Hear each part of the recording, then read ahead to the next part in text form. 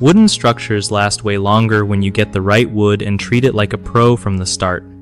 Okay, so first off, picking the right wood species is huge. You want something naturally tough like cedar or redwood because they resist rot and bugs better. Then, don't skip on treating the wood with pest and rot protection.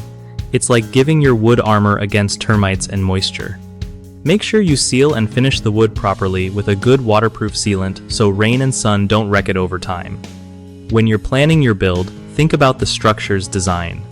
Good airflow helps keep wood dry and sturdy, so avoid spots where water can pool or get trapped. If you live somewhere with crazy weather swings, pick woods and finishes that can handle heat, cold, and humidity without cracking or warping. Regular maintenance is key too.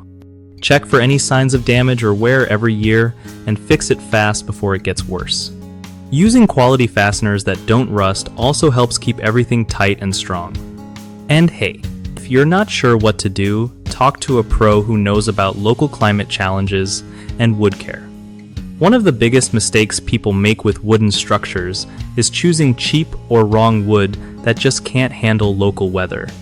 Fix this by researching or asking for species that suit your area. Another common issue is skipping pest and rot treatments.